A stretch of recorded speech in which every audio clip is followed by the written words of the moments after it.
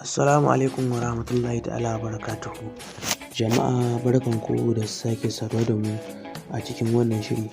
Wannan channel ɗin ASP TV Hausa wanda muka sake wa ƙara mata suna Hausa a gaba da ɗauki na yanka muku. Wanda ni Ana Suleiman zan gabatar.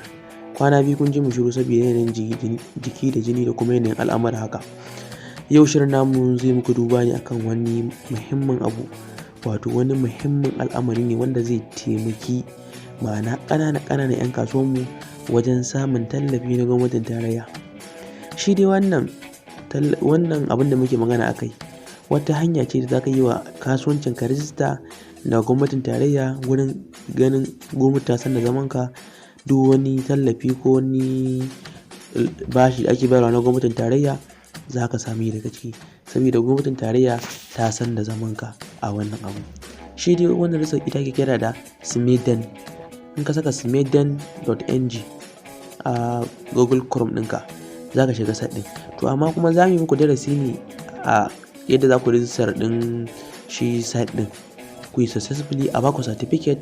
Kuma abin da yake samu abin ma farin ciki a ciki shine rijistar kyauta ce. Duk wanda ya san rijistar CAC to ita wannan rijistar kamar kanwata ce nan, ko kuma ka ce tana dire ita ne ta bangaren ƙananan 'yan kasuwa da kuma manyan 'yan kasuwa. Shi yasa muka ce za mu yi muku dan wannan takaitaccen bidiyo domin mu muku bayani akan wannan rijistar. Rijistar kyauta ce, sannan kuma bayanan da ake amfani da su gurin cike bayanai ne wanda misali duk irin sana'a da kake yi za ka iya cike bayanan da su. Ba wai mutum tsoronsa ya ce BBN ko kuma wani sirri da banki ko wani abu. Wannan abun duk suna da sa BBN din to amma suna cewa wannan abun zaɓi ne, wato optional.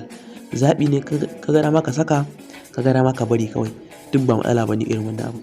Duk irin sana'a da kake yi sun ce ko da sana'a kana sana'a 200 ne ko nawa kake sana'a a ciki kana iya yin wani rijistar wanda ita ce za ta baka damar samun amfani na da ake samu daga gwamnatin tarayya da wasu ƙungiyoyi na ƙasashen ƙetare wani gurin wajen ganin ka samu damar ƙara ma'ana ka bunƙasa kasuwancinka ya zama Allah ya taimake ka har ka kai inda kake so kai. To za mu yi muku bayani ne a yadda za ka rijistar shi site ɗin a shirinmu na gaba. Dama mun yi muku wannan bidiyo ne domin mu dan sanar da ku irin yanayin tsarin abun saboda kame bidiyo ne tsayi ga bayani ga kuma yadda ake registration din a samu matsala kuma bidiyon ya tsayi sosai.